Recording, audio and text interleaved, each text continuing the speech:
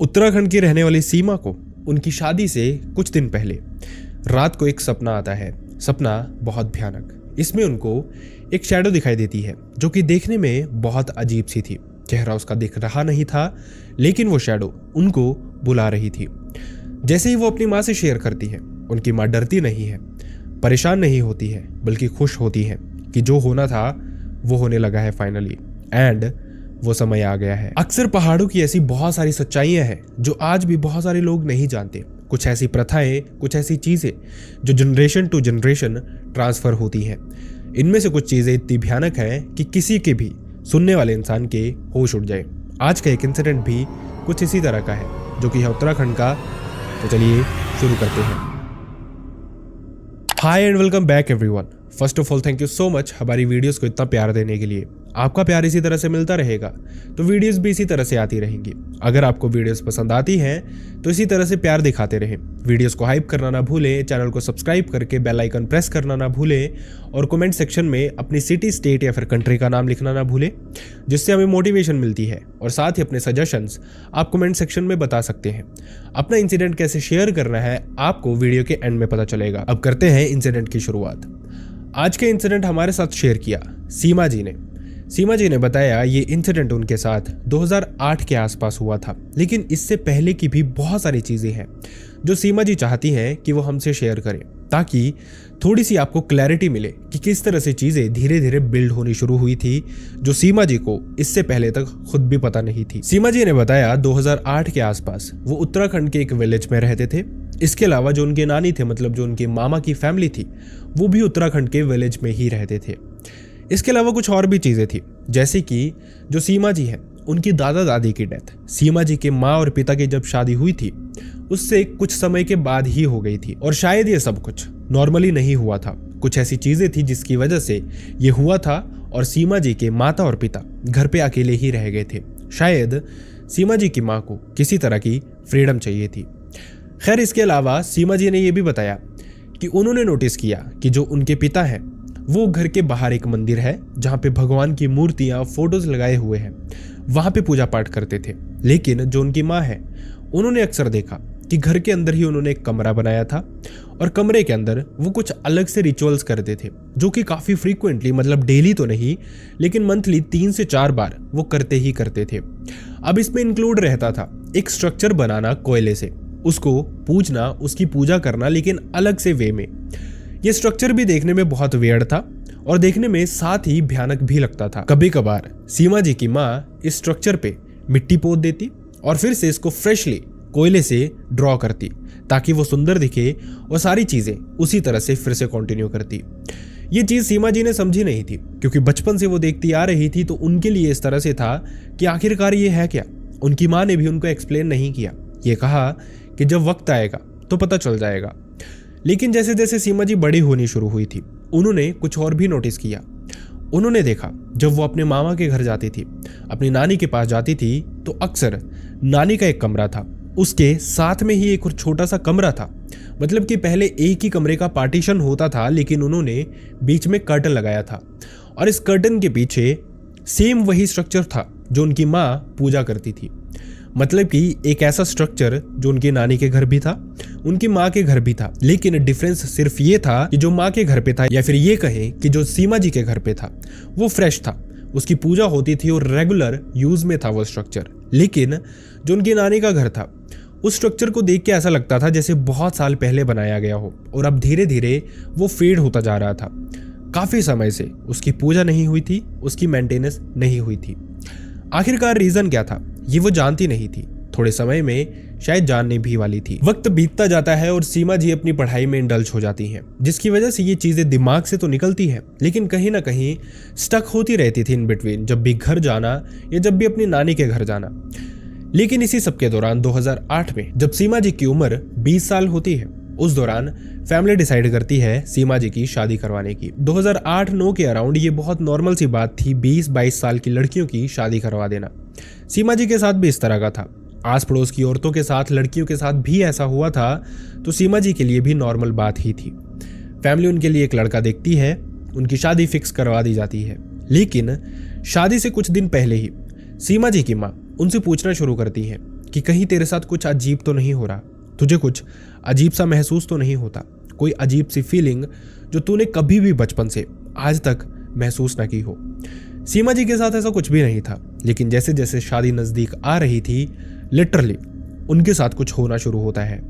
सीमा ने बताया, एक रात उनको सपना आता है, एक अजीब सी भयानक सी फिगर उनको दिखाई देती है, एक मेल फिगर। हर तरफ अंधेरा था, लेकिन ये चेहरा भी उनको क्लियरली दिखाई नहीं दे रहा था। ऐसा लग रहा था एक धुआं है, उसमें 2 आंखें लगी हैं और ये फिगर उनको अपनी तरफ बुला रही थी। पहली रात तो सीमा जी ने इसको इग्नोर कर दिया। इग्नोर करना बनता भी था।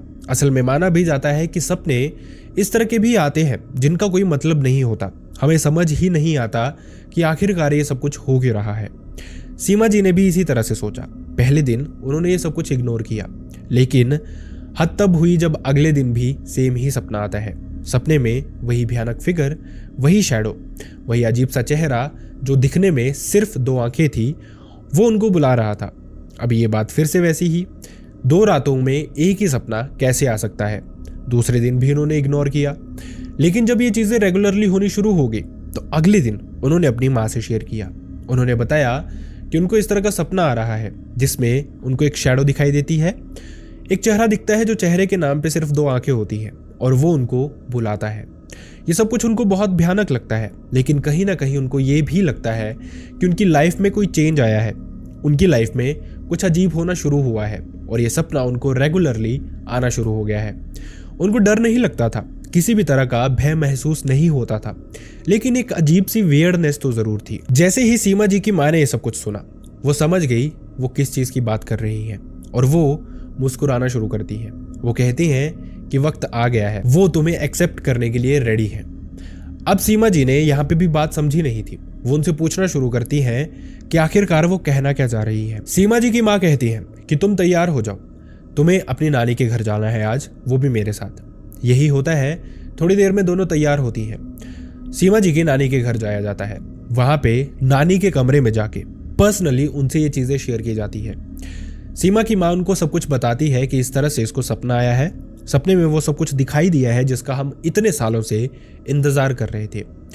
और जैसे ये बात होती है, उसकी नानी भी खुश होती है। अब ये बात सीमा जी को और भी डराती है कि मुझे एक भयानक सपना आया है जिसमें इस तरह की एक फिगर दिखी है और मेरी फैमिली उस पर खुश हो रही है। आखिरकार रीज़न क्या है, यही वो अपनी नानी से पूछती हैं और उनकी नानी उनको सब कुछ एक्सप्लेन करती है। सीमा जी की नानी उनसे शेयर करती है कि जो उनकी माँ थी, उनके घर पे कोई संतान नहीं थी, वो बांझ औरत थी।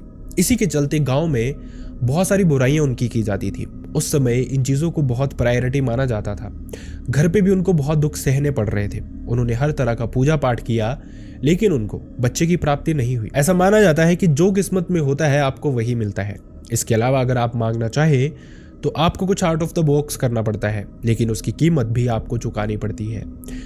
अब जो उन्होंने किया था, मतलब कि जो सीमा जी की नानी थी, उनकी माँ ने जो किया था, उसकी कीमत आगे वाली जनरेशंस चुका रही थी। उन्होंने असल में अपने पति के साथ एक तांत्रिक से मिलना शुरू किया, जिन्होंने उनको मोटिवेट किया शैतान की पूजा करने के लिए। वो तांत्रिक खुद भी यही करता था, उसने उनको भी उसमें लगा दिया। जैसे ये पूजा शुरू होती है, धीरे धीरे सब कुछ क्लियर होने शुरू होता है और बांझ औरत सच में प्रेग्नेंट होती है।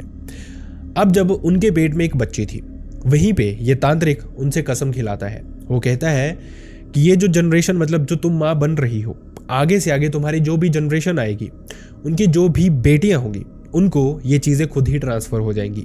मतलब जो उनके गुरु हैं, जो उनके देवता हैं, जिनको वो पूजते हैं, जो शैतान है, वो खुद ही डिमांड करना शुरू कर देंगे। किसी न किसी तरह से उसको साइन देंगे कि अब वो उनको एक्सेप्ट करने के लिए रेडी हैं, और उसके बाद से वही ये पूजा शुरू करेंगे।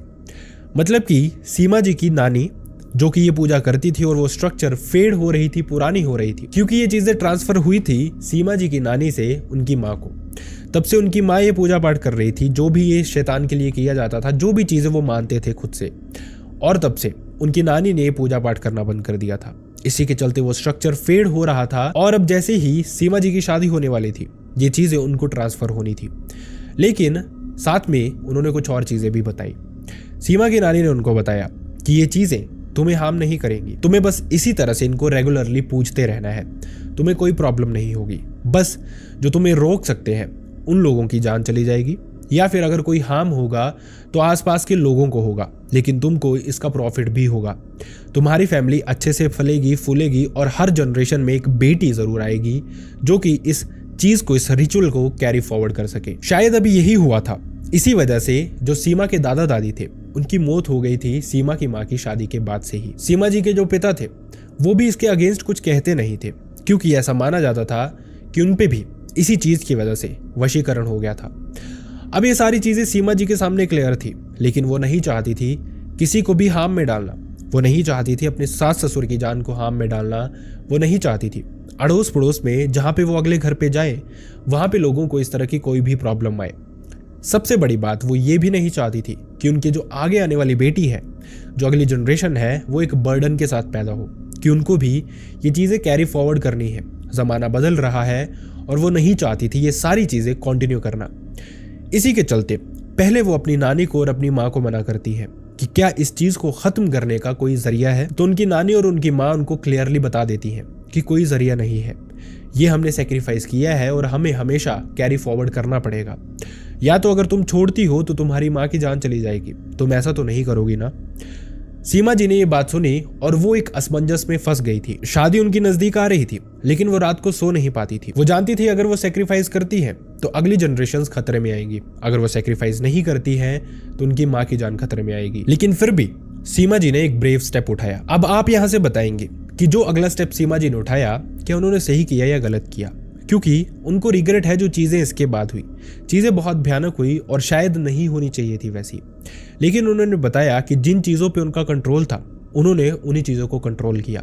जो पहले से कंट्रोल्ड नहीं थी वो उन्होंने वैसे ही रहने दी। सीमा जी ने बताया कि जैसे ही रात होती है उनका दिल घटने लग पड़ता है। मतलब कि जैसे जैसे रात होती थी वैसे वैसे उनको डर लगना शुरू होता था कि क्या सच में उनको ये चीज़ें करनी पड़ेंगी, इस तरह से कंटिन्यू करना पड़ेगा और उस वजह से कई लोगों की जान भी जाएगी। ये चाह के भी वो एक्सेप्ट नहीं कर पा रही थी। इसी के चलते शादी से पहले वो अपने घर से भाग जाती हैं अपनी माँ के पर्स से कुछ पैसे चुरा के, जिसके बाद वो यहाँ वहाँ आसपास की धर्मशालाओं में रहती हैं। सरकारी जो भी क्वार्टर जहाँ पे भी उनको पॉसिबल हो पाता है वहाँ पे मैनेज करती हैं रहना। जिसके बाद उन्होंने ये भी बताया कि जब भी वो बाहर भी गई थी, बाहर भी उनका सोना मुश्किल हो जाता था। दीवारों से अलग सी आवाज़ें आती थी। सोए सोए अचानक ही बॉडी तपने लगती थी, पसीना आता था और कपड़े गीले हो जाते थे। ये चीज़ें बहुत भयानक, बहुत अजीब सी होती जा रही थी। वो जानती थी कहीं ना कहीं कुछ उनको हो रहा है जो खुद से ही शायद बदलाव ना ले आए उनकी बॉडी में।